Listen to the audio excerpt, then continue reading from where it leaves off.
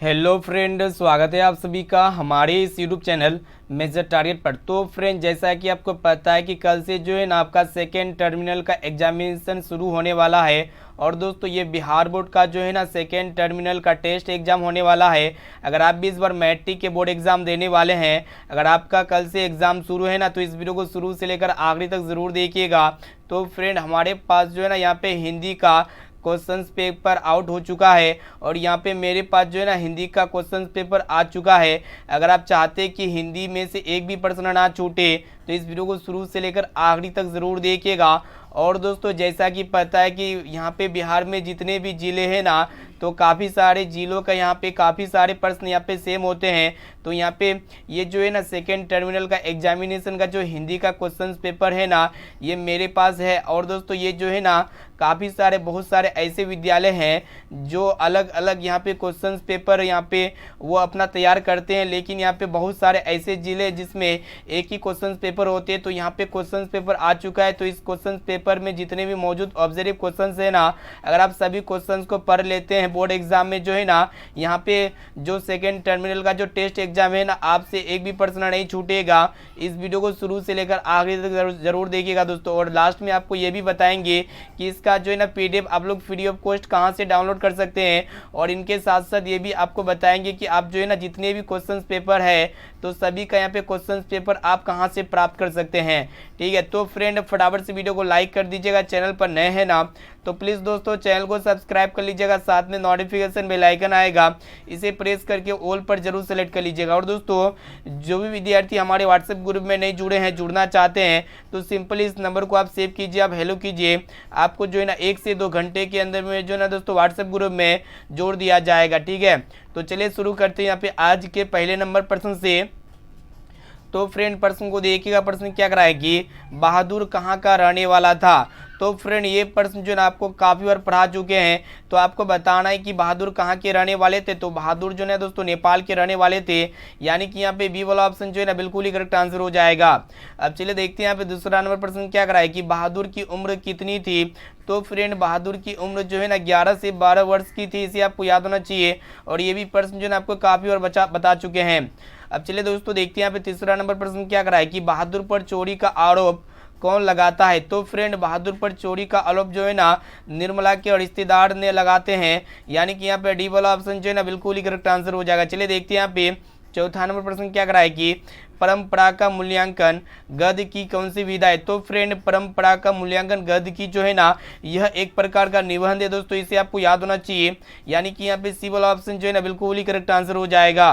अब चलिए फ्रेंड देखते हैं यहाँ पे नेक्स्ट क्वेश्चन को देखिएगा क्या करा है कि रामविलास शर्मा का जन्म कब हुआ था। तो फ्रेंड, रामविलास शर्मा जी का जन्म जो है ना 1912 में हुआ था, इसे आपको याद होना चाहिए, यानी कि यहाँ पे बी वाला ऑप्शन जो है ना बिल्कुल ही करेक्ट आंसर हो जाएगा। चलिए देखते हैं यहाँ पे छठा नंबर प्रश्न क्या करा है कि देवनागरी लिपि में कौन सी भाषा लिखी जाती है। ये भी प्रश्न जो ना आपको चिल्ला चिल्ला के पढ़ाए दोस्तों। तो यहाँ पे आपको बताना है कि देवनागरी लिपि में कौन सी लिपि लिखी जाती है, कौन सी भाषा लिखी जाती है। तो हिंदी लिपि में ये जो ना दोस्तों देवनागरी लिपि में हिंदी भाषा लिखी जाती है, इसे आपको याद होना चाहिए, यानी कि यहाँ पे ए वाला ऑप्शन जो है ना बिल्कुल ही करेक्ट आंसर हो जाएगा।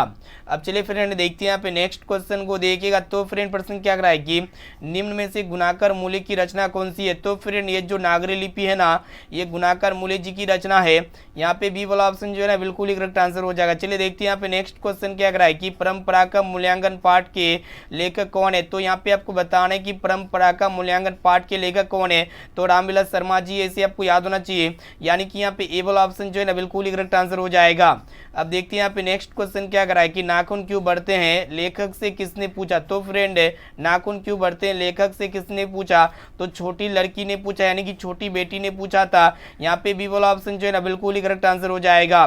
देखते हैं यहाँ पे 10 नंबर प्रश्न क्या करा है कि सर विलियम जोन्स समुद्र यात्रा करते हुए भारत कब पहुंचे। तो फ्रेंड, सर विलियम जोन्स ने ना समुद्र यात्रा करते हुए भारत जो है ना 1783 में पहुंचे थे, इसे आपको याद होना चाहिए। यहाँ पे सी वाला ऑप्शन जो है ना बिल्कुल ही करेक्ट आंसर हो जाएगा। चलिए देखते हैं यहाँ पे नेक्स्ट क्वेश्चन क्या कराए कि गिरधर लाल का बेटा कौन था। तो फ्रेंड ये भी प्रश्न जो है आपको काफी और बता चुके हैं। तो गिरधर लाल का बेटा कौन था, तो मदन था, यानी कि यहाँ पे सी वाला ऑप्शन जो है ना बिल्कुल ही करेक्ट आंसर हो जाएगा।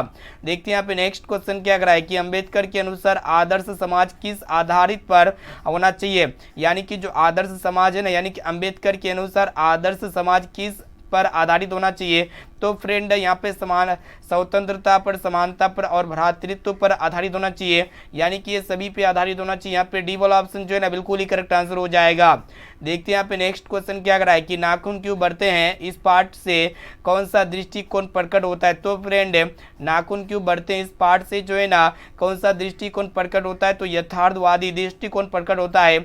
यहाँ पे हमारा सी वाला ऑप्शन जो है ना बिल्कुल ही करेक्ट आंसर हो जाएगा। अब चलिए फ्रेंड देखते हैं यहाँ पे नेक्स्ट क्वेश्चन को देखिएगा। तो फ्रेंड अगर आपका भी हिंदी का एग्जाम है ना, तो सेकंड टर्मिनल का ना, तो इस वीडियो को शुरू से लेकर आखिरी तक जरूर देखिएगा। इस वीडियो में जितने भी क्वेश्चंस मौजूद है ना, सभी क्वेश्चंस आपके एग्जाम्स के लिए बहुत इंपॉर्टेंट है। और ये सभी प्रश्न को अगर आप अच्छी तरह से पढ़ लेते हैं ना, तो ये मेरा गारंटी है कि 100 में 100 लड़ेगा दोस्तों, एक भी प्रश्न नहीं छूटेगा। ठीक है, इसलिए क्लास को शुरू से लेकर आखिरी तक जरूर कीजिएगा। और लास्ट में आपको ये भी बताएंगे कि आप क्लास 10 के सभी सब्जेक्ट यहाँ पे आप लोग क्वेश्चन पेपर इजीली कैसे प्राप्त कर सकते हैं।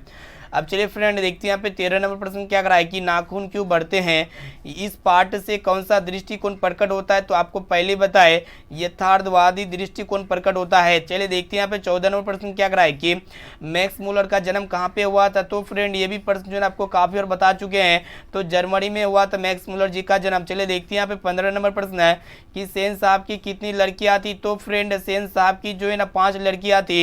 यहाँ पे डी वाला ऑप्शन जो है ना बिल्कुल ही करेक्ट आंसर हो जाएगा। देखते हैं यहाँ पे नेक्स्ट क्वेश्चन क्या कराए कि गुरु नानक किस काल के कवि थे। तो फ्रेंड ये गुरु नानक जो है ना ये भक्ति काल के कवि थे, यानी कि यहाँ पे बी वाला ऑप्शन जो है ना बिल्कुल ही करेक्ट आंसर हो जाएगा। देखते हैं यहाँ पे 17 नंबर प्रश्न क्या कराए कि प्रेम वाटिका किसकी रचना है। तो यहाँ पे आपको बताना है ये जो प्रेम वाटिका है ना किसकी रचना है। तो फ्रेंड यहाँ पे देखिएगा ये प्रेम वाटिका जो है ना किसकी रचना है, तो यहाँ पे ये रसखान जी की है, यानी कि यहाँ पे यहाँ पे जो है ना घनानन की, ऐसे आपको याद होना चाहिए। यहाँ पे डी वाला ऑप्शन जो है ना बिल्कुल ही करेक्ट आंसर हो जाएगा।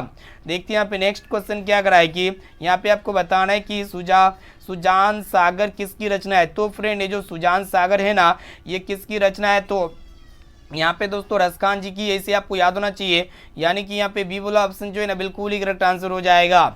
अब चलिए फ्रेंड देखते हैं यहाँ पे नेक्स्ट क्वेश्चन क्या कराए कि हिरोशिमा किस देश में है। ये भी प्रश्न जो है आपको काफी और बता चुके हैं। तो हिरोशिमा जो है ना जापान देश में, इसे आपको याद होना चाहिए, यानी कि यहाँ पे ए वाला ऑप्शन जो है ना बिल्कुल ही करेक्ट आंसर हो जाएगा। देखते हैं यहाँ पे नेक्स्ट क्वेश्चन क्या कराए कि हिरोशिमा शीर्षक कविता में किस काव्य से संकलित है। तो यहाँ पे आपको बताना है कि जो हिरोशिमा शीर्षक कविता है ना किस काव्य से संकलित है। तो फ्रेंड ये सदा नीरा काव्य से संकलित है, यानी कि यहाँ पे बी वाला ऑप्शन जो है ना बिल्कुल ही करेक्ट आंसर हो जाएगा। देखते हैं यहाँ पे नेक्स्ट क्वेश्चन क्या कराए कि दिनकर की दृष्टि में आज के देवता कौन है। तो यहाँ पे आपको बताना है कि दिनकर की दृष्टि में आज के देवता कौन है, तो मजदूर किसान, इसे आपको याद होना चाहिए। देखते हैं यहाँ पे नेक्स्ट क्वेश्चन क्या कराए कि निम्न में से दिनकर की रचना कौन सी नहीं है। तो फ्रेंड ये जो ग्राम्य है ना ये दिनकर जी की रचना नहीं है। इनके अलावा उर्वशी हो गया, रश्मिरथी हो गया और संस्कृति के 4 अध्याय, यानी कि ये तीनों जो है ना दिनकर जी की रचना है, लेकिन ये ग्राम्य दिनकर जी की रचना नहीं है। यहाँ पे सी वाला ऑप्शन जो है ना बिल्कुल ही करेक्ट आंसर हो जाएगा। देखते हैं यहाँ पे नेक्स्ट क्वेश्चन क्या कराए कि भारत माता कविता किस काव्य संग्रह से संकलित है। तो फ्रेंड ये भी प्रश्न जो आपको काफी और बता चुके हैं, जो भारत माता का कविता है ना ये किस काव्य संग्रह से संकलित है, तो ग्राम्य काव्य संग्रह से संकलित है, इसे आपको याद होना चाहिए। यहाँ पे ए वाला ऑप्शन जो है ना बिल्कुल ही करेक्ट आंसर हो जाएगा। चलिए देखते हैं यहाँ पे नेक्स्ट क्वेश्चन क्या कराए कि सुमित्रानंदन पंत का जन्म कब हुआ था। तो फ्रेंड सुमित्रानंदन पंत जी का जन्म जो है ना 1900 में हुआ, तो इसे आपको याद होना चाहिए। यहाँ पे सी वाला ऑप्शन जो है ना बिल्कुल ही करेक्ट आंसर हो जाएगा। चलिए फ्रेंड देखते हैं यहाँ पे नेक्स्ट क्वेश्चन क्या कराए कि निम्न में से कौन भारत तेंदु युग के महत्वपूर्ण कवि थे। तो यहाँ पे आपको बताना है कि भारत तेंदु युग के महत्वपूर्ण कवि कौन थे, तो प्रेम घन थे, इसे आपको याद होना चाहिए, यानी कि यहाँ पे ए वाला ऑप्शन जो है ना बिल्कुल ही करेक्ट आंसर हो जाएगा। चलिए देखते हैं यहाँ पे नेक्स्ट क्वेश्चन क्या कराए कि बद्री नारायण चौधरी का उपनाम क्या है? तो फ्रेंड ये जो बद्री नारायण चौधरी का जो उपनाम है ना प्रेम घन है दोस्तों, इसे आपको याद होना चाहिए। यानी कि यहाँ पे सी वाला ऑप्शन जो है ना बिल्कुल ही करेक्ट आंसर हो जाएगा। अब चलिए फ्रेंड देखते हैं यहाँ पे नेक्स्ट क्वेश्चन क्या कर रहा है कि घनानंद किस भाषा के कवि है? तो फ्रेंड ये जो घनानंद है ना ये ब्रज भाषा के कवि है। यानी कि यहाँ पे बी वाला ऑप्शन जो है ना बिल्कुल ही करेक्ट आंसर हो जाएगा। अब चलिए फ्रेंड देखते हैं यहाँ पे नेक्स्ट क्वेश्चन, जिस भी विद्यार्थियों का एग्जाम है 20 तारीख से ना, तो इस वीडियो को शुरू से लेकर आखिरी तक जरूर देखिएगा दोस्तों, क्योंकि आप अगर हिंदी में इस क्लास को अच्छी तरह से पढ़ लेते समझ लेते हैं ना, तो ये मेरा गारंटी है कि हिंदी में आपसे एक भी प्रश्न नहीं छूटेगा। आपका जो है ना 100 में 100 लड़ेगा दोस्तों। आपका जो है ना ऑब्जेक्टिव में एक भी प्रश्न नहीं छूटेगा, यानी कि 60 जो ऑब्जेक्टिव प्रश्न पूछे जाते हैं ना, तो 60 में 60 पक्का लड़ेगा दोस्तों। और आपको पता होना चाहिए जितने भी यहाँ पे बिहार बोर्ड में जिले ना, तो सभी जिलों का यहाँ पे प्रश्न पत्र जो है ना, काफ़ी सारे जिलों का प्रश्न पत्र यहीं से आएंगे। तो इसीलिए यहाँ पे इस वीडियो को शुरू से लेकर आखिरी तक जरूर देखिएगा। और लास्ट में जो है ना दोस्तों इसका पीडीएफ हम फ्री ऑफ कॉस्ट देंगे अपने वेबसाइट पे। तो यहाँ पे वेबसाइट से आप पीडीएफ को कैसे डाउनलोड कीजिएगा आपको जो है ना लास्ट में बता दिया जाएगा। तो जो भी विद्यार्थी अभी तक वीडियो को लाइक नहीं किए ना, तो प्लीज़ दोस्तों जल्दी से फटाफट से वीडियो को लाइक भी कर दीजिएगा। और चैनल पर नए हैं ना, तो प्लीज़ दोस्तों चैनल को सब्सक्राइब भी कर लीजिएगा। साथ में नोटिफिकेशन बेल आइकन आएगा, इसे प्रेस करके जो है ना ऑल पर जरूर सेलेक्ट कर लीजिएगा।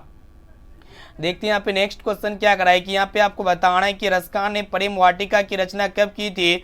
तो फ्रेंड यहाँ पे देखिएगा रसकान ने प्रेम वाटिका की रचना किसने की थी, इसका राइट आंसर जो है ना अपने वेबसाइट पर डाल देंगे, वहाँ से जो है ना इसको डाउनलोड कर सकते हैं। देखते हैं यहाँ पे नेक्स्ट क्वेश्चन क्या करा है कि यहाँ पे आपको बताना है कि दिनकर को किस कीर्ति के लिए ज्ञानपीठ पुरस्कार मिला था? तो फ्रेंड दिनकर जी को जो है ना ये उर्वशी कीर्ति के लिए ज्ञानपीठ पुरस्कार मिला था। यानी कि यहाँ पे ए वाला ऑप्शन जो है ना बिल्कुल ही करेक्ट आंसर हो जाएगा। अब चलिए फ्रेंड देखते हैं यहाँ पे नेक्स्ट क्वेश्चन। यहाँ पे जो क्वेश्चन हमें कंफ्यूज लग रहे थे ना, तो यहाँ पे हम टिक आउट नहीं किए हैं, तो आपको जो है ना दोस्तों हमारे वेबसाइट में जो है ना आपको मिल जाएगा, ठीक है। तो इसीलिए यहाँ पे आप जो है ना हमारे वेबसाइट के माध्यम से अच्छी तरह की तैयारी भी कर सकते हैं। चलिए देखते हैं यहाँ पे 30वां प्रश्न क्या करा है कि प्रयोगवाद का सूत्रपात किसने किया? तो फ्रेंड प्रयोगवाद का जो सूत्रपात किया था ना दिनकर जी ने किया था। यानी कि यहाँ पे ए वाला ऑप्शन जो है ना बिल्कुल ही करेक्ट आंसर हो जाएगा। देखते हैं यहाँ पे नेक्स्ट क्वेश्चन क्या करा है कि मंगू किस कहानी की पात्र है? तो फ्रेंड ये जो मंगू है ना ये ढहते विश्वास कहानी के मतलब माँ कहानी के मुख्य पात्र है। यानी कि यहाँ पे ए वाला ऑप्शन जो है ना बिल्कुल ही करेक्ट आंसर हो जाएगा। अब चलिए फ्रेंड देखते हैं यहाँ पे नेक्स्ट क्वेश्चन क्या कर रहा है कि मंगू की बड़ी बहन कौन थी? तो फ्रेंड मंगू की बड़ी बहन कौन थी? तो मतलब कमू थी, इसे आपको याद होना चाहिए दोस्तों। यानी कि यहाँ पे बी वाला ऑप्शन जो है ना बिल्कुल ही करेक्ट आंसर हो जाएगा।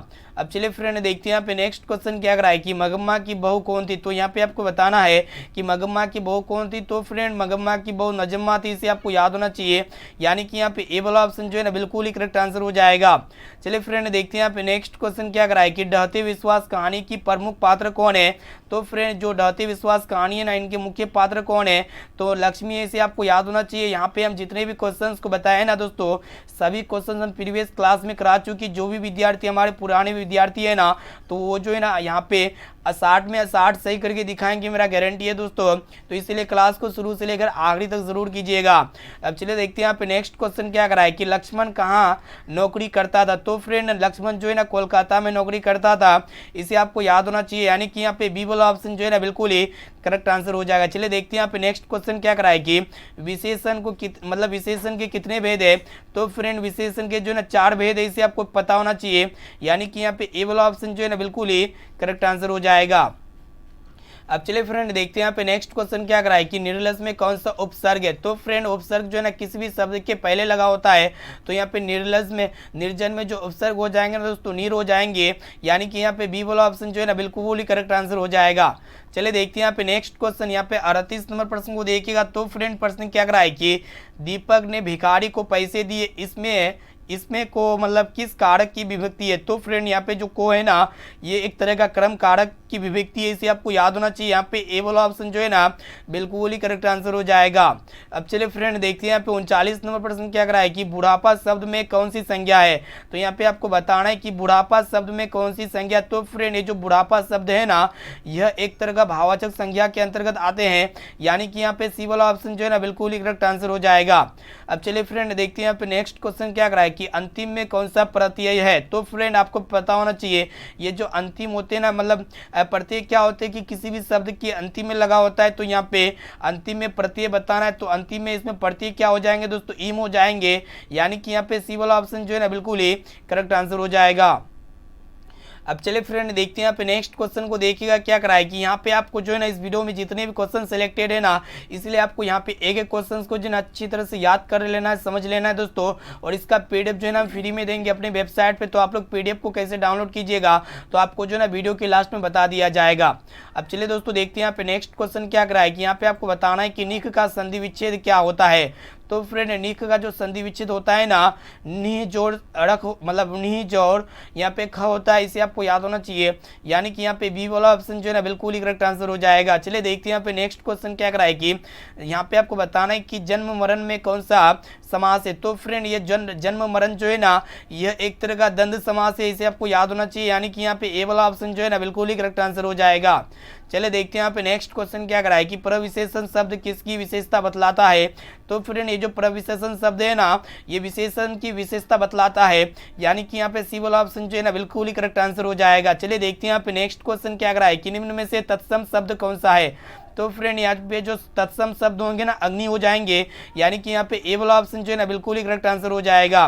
देखते हैं यहाँ पे नेक्स्ट क्वेश्चन क्या कराए कि यहाँ पे आपको बताना है कि मधुर का विलोम क्या होता है। तो फ्रेंड मधुर का जो विलोम होते हैं यानी कि जो ऑपोजिट होते हैं ना कटु होते हैं। यानी कि यहाँ पे डी वाला ऑप्शन जो है ना बिल्कुल ही करेक्ट आंसर हो जाएंगे। अब देखते हैं यहाँ पे नेक्स्ट क्वेश्चन को। देखिएगा फ्रेंड प्रश्न क्या कराए कि निम्न में से कौन, यहाँ पे आपको बताना है कि फूल का पर्यायवाची शब्द नहीं है। तो फ्रेंड फूल का जो पर्यायवाची शब्द होते हैं ना क्या क्या होते हैं। तो यहाँ पे देखिएगा दोस्तों पुष्प होते हैं और सुमन होते हैं और यहाँ पे कुसुम होते हैं। लेकिन ये कपू जो है ना मतलब फूल का पर्यायवाची शब्द नहीं होते हैं। यहाँ पे बी वाला ऑप्शन जो है ना बिल्कुल ही करेक्ट आंसर हो जाएगा। अब चलिए फ्रेंड देखते हैं यहाँ पे नेक्स्ट क्वेश्चन क्या कराए कि कवि का स्त्रीलिंग रूप क्या होता है। तो फ्रेंड कवि का जो स्त्रीलिंग मतलब स्त्रीलिंग जो रूप होता है ना कवित्री होती है। यानी कि यहाँ पे ए वाला ऑप्शन जो है ना बिल्कुल ही करेक्ट आंसर हो जाएगा। चलिए देखते हैं यहाँ पे नेक्स्ट क्वेश्चन क्या कराए कि यहाँ पे आपको बताना है कि इनमें में से कौन सा शब्द शुद्ध है। तो फ्रेंड यहाँ पे जो शुद्ध शब्द होंगे ना आशीर्वाद होंगे। आशीर्वाद को जो है ना कुछ इस प्रकार लिखा जाता है। यानी कि यहाँ पे ए वाला ऑप्शन जो है ना बिल्कुल ही करेक्ट आंसर हो जाएगा। अब चलिए फ्रेंड देखते हैं यहाँ पे नेक्स्ट क्वेश्चन क्या कराए कि निम्न में से कौन गुणवाचक विशेषण नहीं है। तो यहाँ पे आपको बताना है कि कौन जो है ना गुणवाचक विशेषण नहीं है। तो फ्रेंड यहाँ पे देखिएगा कुछ जो है ना ये गुणवाचक विशेषण नहीं है। इनके अलावा आपका अच्छा हो गया, गोल हो गया और यहाँ पे ऑप्शन ए में आपका दिया काली। यानी कि ये तीनों जो है दोस्तों गुणवाचक विशेषण मतलब है, लेकिन ये कुछ जो है ना ये गुणवाचक विशेषण नहीं है। यानी कि यहाँ पे डी वाला ऑप्शन जो है ना बिल्कुल ही करेक्ट आंसर हो जाएगा। अब चलिए फ्रेंड देखते हैं यहाँ पे नेक्स्ट क्वेश्चन क्या कराए कि यहाँ पे आपको बताना है कि मैं राम का भाई हूँ, इस वाक्य में सर्वनाम है। तो फ्रेंड जो सर्वनाम होते हैं ना जो मतलब संज्ञा के बदले में जो प्रयुक्त होता है उसको हम लोग सर्वनाम कहते हैं। तो यहाँ पे देखिएगा दोस्तों यहाँ पे जो सर्वनाम होंगे ना मैं हो जाएंगे। यानी कि यहाँ पे 50 का जो करेक्ट आंसर हो जाएगा ना दोस्तों यहाँ पे ए वाला ऑप्शन जो है ना बिल्कुल ही करेक्ट आंसर हो जाएगा। अब चलिए दोस्तों देखते हैं यहाँ पे नेक्स्ट क्वेश्चन क्या कराए कि मोहन घर पहुँच गया, इसमें पहुँच गया किस प्रकार की क्रिया है। तो फ्रेंड यहाँ पे देखिएगा मोहन जो है ना घर पहुंच गया, इसमें अगर देखा जाए पहुंच गया जो है ना यह एक तरह का पूर्वकालिक क्रिया की मतलब उदाहरण है। यहाँ पे सी वाला ऑप्शन जो है ना बिल्कुल ही करेक्ट आंसर हो जाएगा। चलिए देखते हैं यहाँ पे नेक्स्ट क्वेश्चन क्या कराए कि यहाँ पे आपको बताना है कि लोह पुरुष में कौन सा समास है। तो फ्रेंड यहाँ पे जो लोह पुरुष है ना इसमें कौन सा समास है। तो कर्मधारय समास है, इसे आपको याद होना चाहिए। यानी कि यहाँ पे सी वाला ऑप्शन जो है ना बिल्कुल ही करेक्ट आंसर हो जाएगा। चलिए देखते हैं यहाँ पे नेक्स्ट क्वेश्चन जो क्या कराए कि बुढ़ापा में कौन सा प्रत्यय है। तो फ्रेंड जो प्रत्यय होते हैं ना किसी भी शब्द के अंतिम में लगा होता है। तो यहाँ पे बुढ़ापा में जो प्रत्यय होंगे ना मतलब आपा हो जाएंगे। यानी कि यहाँ पे सी वाला ऑप्शन जो है ना बिल्कुल ही करेक्ट आंसर हो जाएगा। अब चलिए दोस्तों देखते हैं यहाँ पे नेक्स्ट क्वेश्चन क्या कराए कि यहाँ पे आपको बताना है कि निस तेज में कौन सा उपसर्ग है। तो फ्रेंड यहाँ पे निस तेज में जो उपसर्ग होंगे ना निस हो जाएंगे। यानी कि यहाँ पे सी वाला ऑप्शन जो है ना बिल्कुल ही करेक्ट आंसर हो जाएगा। चलिए देखते हैं यहाँ पे नेक्स्ट क्वेश्चन क्या कराए कि यहाँ पे आपको बताना है कि कौन जो है ना मतलब यहाँ पे आपको बताना है कि कौन जो है ना प्रश्नवाचक संज्ञा का सर्वनाम वही आपको बताना है। तो फ्रेंड यहाँ पे देखिएगा ऑप्शन ए में आपको किसने या फिर क्या। तो फ्रेंड यहाँ पे आपको बताना है कि प्रश्नवाचक विशेषण कौन है। तो यहाँ पे सर्वनाम कौन है प्रश्नवाचक। तो यहाँ पे क्या जो है ना प्रश्नवाचक सर्वनाम है।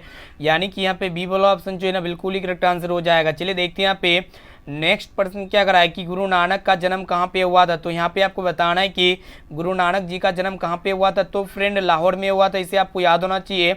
यानी कि यहाँ पे सी वाला ऑप्शन जो है ना बिल्कुल ही करेक्ट आंसर हो जाएगा। अब चलिए फ्रेंड देखते हैं यहाँ पे नेक्स्ट क्वेश्चन क्या करा है कि यहाँ पे आपको बताना है कि सुमित्रानंदन पंत कैसे कवि थे। तो फ्रेंड सुमित्रानंदन पंत जो है ना ये छायावादी कवि थे, ये सभी को पता होना चाहिए। यानी कि यहाँ पे बी वाला ऑप्शन जो है ना बिल्कुल ही सही उत्तर हो जाएगा। अब चलिए फ्रेंड देखते हैं यहाँ पे नेक्स्ट क्वेश्चन क्या करा है कि सुमित्रानंदन पंत कैसे कवि थे। तो आपको पहले बताया छायावादी थे। देखते हैं यहाँ पे नेक्स्ट क्वेश्चन क्या करा है कि पंत ने मिट्टी की प्रतिमा उदासीनी किसे कहा है। तो फ्रेंड पंत ने मिट्टी की प्रतिमा उदासीनी किसे कहा है। तो भारत माता जी को कहा है, इसे आपको याद होना चाहिए। यानी कि यहाँ पे ए वाला ऑप्शन जो है ना बिल्कुल ही करेक्ट आंसर हो जाएगा। देखते हैं यहाँ पे नेक्स्ट क्वेश्चन क्या करा है कि प्रसिद्ध नर्तक शंभू महाराज बिरजू महाराज के कौन थे। तो फ्रेंड प्रसिद्ध नर्तक शंभू महाराज बिरजू महाराज के जो ना चाचा जी थे। यानी कि यहाँ पे बी वाला ऑप्शन जो है ना बिल्कुल ही करेक्ट आंसर हो जाएगा। देखते हैं यहाँ पे नेक्स्ट क्वेश्चन क्या करा है कि जितना झगड़ा होता है बढ़ती है। तो फ्रेंड जितना भी झगड़ा होता है ना उम्र बढ़ती है। यानी कि यहाँ पे ए वाला ऑप्शन जो है ना बिल्कुल ही करेक्ट आंसर हो जाएगा। तो फ्रेंड यहाँ पे जो है ना क्लास 10 के हिंदी के जो एग्जाम होने वाला सेकेंड टर्मिनल का, तो उसका क्वेश्चन पेपर जो है ना मेरे पास है। और इसमें जितने भी क्वेश्चन यहाँ पे क्वेश्चन है ना इस पेपर में, तो सारा का सारा क्वेश्चन जो है ना आपके जो है ना सेकेंड टर्मिनल के हिंदी के एग्जाम में 100% आएगा। दोस्तों अगर आपका भी एग्जाम है ना टर्मिनल का, तो इस वीडियो को शुरू से लेकर आखिरी तक दोबारा ज़रूर देखिएगा। और इसका PDF आप लोग फ्री में कैसे यहाँ पे प्राप्त कर सकते हैं। तो फ्रेंड आपको ये भी कमेंट करके बताना है कि ये जो 60 क्वेश्चंस बताए ना, ये 60 क्वेश्चंस में से आप पहले से कितना % का सही और सटीक आंसर याद था। क्योंकि जो भी पुराने विद्यार्थी ना जो हमारे चैनल के माध्यम से पढ़ाई करते हैं, वो जो है ना 60 में 60 लाएंगे दोस्तों, ये मेरा गारंटी है। तो आप भी कमेंट करके बताइए कि 60 में से आप कितना % का सही और सटीक आंसर दे पाए, ठीक है। और दोस्तों जो भी विद्यार्थी अभी तक वीडियो को लाइक नहीं किया ना, तो प्लीज़ दोस्तों जल्दी से फटाफट से वीडियो को लाइक भी कर दीजिएगा। और चलिए आप लोग को लेके चलते हैं। आप लोग जो है ना इसका क्लास 10 के सभी सब्जेक्ट का यहाँ पे जितने भी क्वेश्चन पेपर है ना, तो यहाँ पे सारा क्वेश्चन पेपर जो है ना मेरे पास अवेलेबल है। आप यहाँ पे क्वेश्चन पेपर कैसे डाउनलोड कीजिएगा, तो सिंपली आपको गूगल पे जाना पड़ेगा। उसके बाद यहाँ पे मेजर टारगेट्स यहाँ पे .com सर्च करना होगा। तो चलिए दोस्तों आप लोग को लेके चलते हैं। देखो यार यहाँ पे सभी सब्जेक्ट का प्रश्न पत्र को डाउनलोड करने के लिए ना सिंपली आपको अपने मोबाइल के क्रोम ब्राउजर पे चले आना पड़ेगा। उसके बाद यहाँ पे गूगल के सर्च इंजन पे सर्च करना पड़ेगा measuretargets.com। तो फ्रेंड यहाँ पे जैसे measuretargets.com सर्च करते हैं ना, तो सिंपली यहाँ पे आपको कुछ नहीं करना है। ये जो मैट्रिक एग्जाम है ना, इसमें आपको सिंपली क्लिक कर देना है। तो फ्रेंड जैसे आप इसमें क्लिक करते हैं ना, तो नीचे थोड़ा स्क्रॉल डाउन कीजिएगा और नीचे जैसे आइएगा ना, तो यहाँ पे देख सकते हैं क्लास 10 हिंदी का वायरल पेपर जो है ना, यहाँ पे ऑब्जेक्टिव टाइप क्वेश्चंस यहाँ पे इनके साथ साथ सब्जेक्टिव टाइप प्रश्न यहाँ पे सब कुछ दिया गया है। और इस तरह का विज्ञापन वगैरह आ सकता है। तो सिंपली आपको जो है ना एक बार यहाँ पे खोले के बटन पे क्लिक कर दीजिएगा। फिर यहाँ पे दोस्तों आपको जो है ना सिंपली बैक आ जाना है। तो फिर से यहाँ पे आप अगर यहाँ पे इसमें खोलते हैं ना, तो यहाँ पे आप जो है ना फाइनली यहाँ पे जो हिंदी का जो क्वेश्चन पेपर है ना, यहाँ पे आ जाएंगे। नीचे स्क्रॉल डाउन करना है और यहाँ पे पूरा आर्टिकल को जो ना दोस्तों अच्छी तरह से पढ़ लेना है, ठीक है। और यहाँ पे आपका किस दिन कौन सा एग्जाम है, तो यहाँ पे आपको वो भी बताया जाएगा। जैसा कि यहाँ पे देखने पा रहे भी, तो यहाँ पे टेबल में जो है ना आंसर के साथ दिया गया है आंसर की। तो नीचे स्क्रॉल डाउन कीजिएगा ना, तो यहाँ पे आपको सब्जेक्टिव टाइप क्वेश्चंस भी मिल जाएंगे। जैसे कि यहाँ पे देखने पा रहे कि हिंदी का क्वेश्चन पेपर, तो सिंपली ये वाले लिंक पे क्लिक करके जो है ना दोस्तों आप लोग डाउनलोड कर सकते हैं, ठीक है। तो यहाँ पे जो है ना आप आसानी से डाउनलोड कर सकते हैं, ठीक है। और दोस्तों यहाँ पे आप लोग को बता देते हैं कि किस दिन किसका कौन सा विषय का एग्जाम है, यानी कि आप एग्जाम रूटीन को कैसे डाउनलोड कीजिएगा। तो फ्रेंड यहाँ पे देख सकते हैं ये रूटीन डाउनलोड करें, तो सिंपली जो है ना इसमें आप क्लिक कर दीजिएगा और नीचे स्क्रॉल डाउन करते हैं ना, तो यहाँ पे आपको जो है ना यहाँ पे आपको रूटीन मिल जाएगा दोस्तों, जैसा कि आप देखने पा रहे नीचे में। और इसका रूटीन को डाउनलोड भी कर सकते हैं इजीली, जैसे कि देखने पा रहे डाउनलोड। और दोस्तों यहाँ पे क्लास 10 के सभी सब्जेक्ट का जो है ना यहाँ पे आप हमारे वेबसाइट के माध्यम से काफ़ी अच्छी तरीके से तैयारी कर सकते हैं। जैसा कि आप देखने पा रहे हैं कि साइंस ऑल सब्जेक्ट यहाँ पे मॉडल पेपर भी दिया गया है और इनके साथ साथ सब्जेक्टिव टाइप प्रश्न भी पढ़ सकते हैं, ठीक है। तो आप जो है ना हमारे वेबसाइट के माध्यम से ज़रूर पढ़िएगा दोस्तों। फिर मिलते हैं यहाँ पे नेक्स्ट क्लास में। आज के लिए इतना ही दोस्तों, थैंक यू। और जो भी विद्यार्थी व्हाट्सएप ग्रुप में नहीं जुड़े हैं, जुड़ना चाहते हैं, तो सिंपली इस नंबर को सेव कीजिए 6206 076569। तो सिंपली इस नंबर को सेव करके आप हेलो कीजिए। आपको जो है ना व्हाट्सएप ग्रुप में जोड़ दिया जाएगा। तो फ्रेंड यहाँ पे फिर मिलते हैं यहाँ पे नेक्स्ट क्लास में।